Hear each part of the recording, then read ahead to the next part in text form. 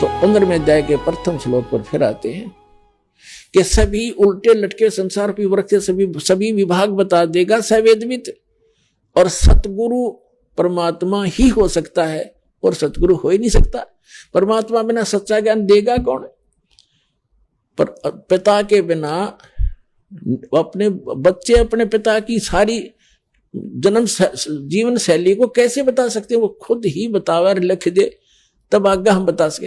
तो परमात्मा स्वयं ही सतगुरु ही बनकर आते हैं और ये वेद बताते हैं कि परमात्मा ऊपर के लोक में बैठा है, वहां से सिंहासन की पर बैठा है, राजा की तरह देखने वहां से चल कर आता है, अच्छी आत्माओं को मिलते हैं और सच्चा ज्ञान देता है उनको, वो सतगुरु। तो यहाँ क्या बताया? सतगुरु रूप में परमात्मा ने गीता अध्याय नंबर 4 के श्लोक नंबर 32 में सच्चिदानंद घन जो अपनी मुख कमल से वाणी बोलते हैं, अक्षर पुरुष एक पेड़ है, सर पुरुष वा की डारे, और तीनों देवा शाखा ये पात रूप संसारे।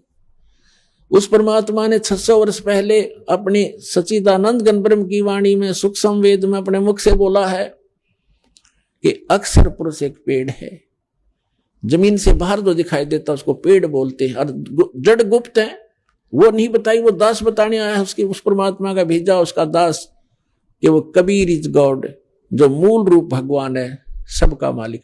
तो यहां परमात्मा ने गीता अध्याय नंबर 15 के श्लोक नंबर 1 में बताया है कि जो इस संसार रूपी वृक्ष से सब विभाग बता देगा वो है तत्वदर्शी संत, वो सतगुरु है। तो उस परमेश्वर ने आके बताया अक्षर पुरुष एक पेड़ है, सरपुरुष वा की डार, निरंजन जिसको ज्योति निरंजन कहते हैं, और तीनों देवा शाखा है, ये पात रूप संसार, विभाग बता दिए सारे। तो ये सतगुरु की पहचान है। तो कहते हैं तुम कौन राम का जपते जापम, अर्थात कटना तुम्हारे तीनों तापम। तुम जिन भगवानों की भक्ति करते हो उनसे तुम्हारे 3 ताप भी नाश नहीं हो सकते, भूत प्रेत भी नहीं भाग सकते, और तुम मोक्ष 100 कोस की बातें, और सतगुरु मिले सर्व सुख होई। अब सतगुरु मिलेंगे सब सुख होंगे। तो पुण्यात्माओं, आपका कर्तव्य बनता है, कहते हैं आप तेरे जगतार ही, आपका तो कल्याण निश्चित है यदि मर्यादा में रहोगे और भक्ति करते रहोगे, आपका और आपके परिवार का तो कल्याण निश्चित है। लेकिन आपका ये भी कर्तव्य बनता है, फर्ज बना है, भूले न राह बतावे, जिसको ज्ञान नहीं है, भटक रहे हैं, उनको कोशिश करें समझाने की, लेकिन प्यार से। किसी को आप समझाने की चेष्टा करोगे उसको एक बार तो कड़वा लगेगा। आपको भी ऐसा ही महसूस हुआ होगा प्रारंभ में, हमें भी ऐसा ही लगा था। जैसे गोरखनाथ जी को परमात्मा ने कहा था, गोरखनाथ मैं सबका गुरुआ, मैं सबका गुरु हूं पूरे विश्व का। तो गोरखनाथ जी कह रहे थे आपका तुम्हारा वचन मोह लाग गए कड़ुआ। आप जो कह रहे हो ना अपने आप को मैं सबका मार्गदर्शक हूं, गुरु हूं, ये बात मुझे अच्छी नहीं लगती, कड़वी लगती है, बुरी लगती है। तो परमेश्वर ने कहा था कि कड़वा लगे सो मीठा होई, हमारी बात पतीजा जोई। हमारी बात पर विश्वास करोगे तो आज जो आपको कड़वा लग रहा है एक दिन मीठा होगा। तो पुण्यात्माओं, आपका कर्तव्य बनता है इस परमेश्वर के सच्चे ज्ञान को अपने भाई बहनों पूरे विश्व के सभी हम एक वहां तक पहुंचाओ, जन जन तक पहुंचाओ। हम सभी एक परमात्मा के बच्चे हैं। हम अपनी अनजानपने में भिन्न भिन्न हो गए, गलत गुरुओं ने हमें बांट दिया, तो हम फिर एक हो सकते हैं। इस परमात्मा के ज्ञान को जन जन तक पहुंचाओ।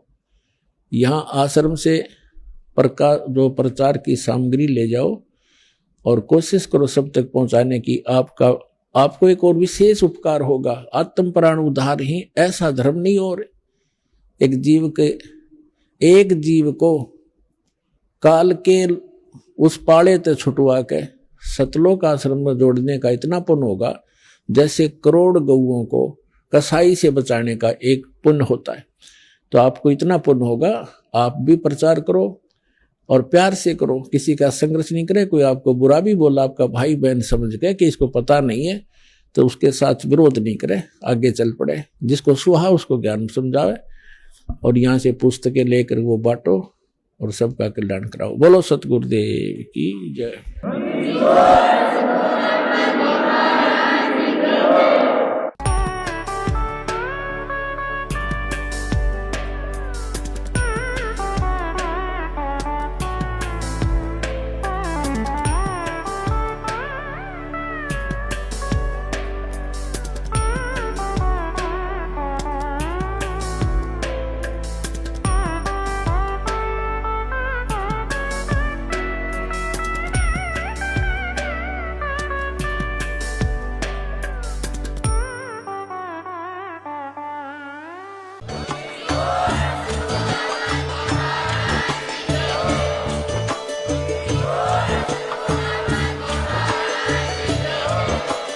आप सुन रहे थे जगत गुरु तत्वदर्शी संत रामपाल जी महाराज जी के मंगल प्रवचन। अधिक जानकारी के लिए विजिट कीजिए हमारी वेबसाइट www.jagatgururampalji.org। संत रामपाल जी महाराज जी के शुभ आशीर्वाद से पूरे विश्व भर में 500 से भी ज्यादा नाम दीक्षा केंद्र हैं, जिन पर संत रामपाल जी महाराज जी द्वारा ऑनलाइन निशुल्क नाम दीक्षा दी जा रही है। अपने नजदीकी नाम दीक्षा केंद्र का पता करने के लिए संपर्क करें 8222880541।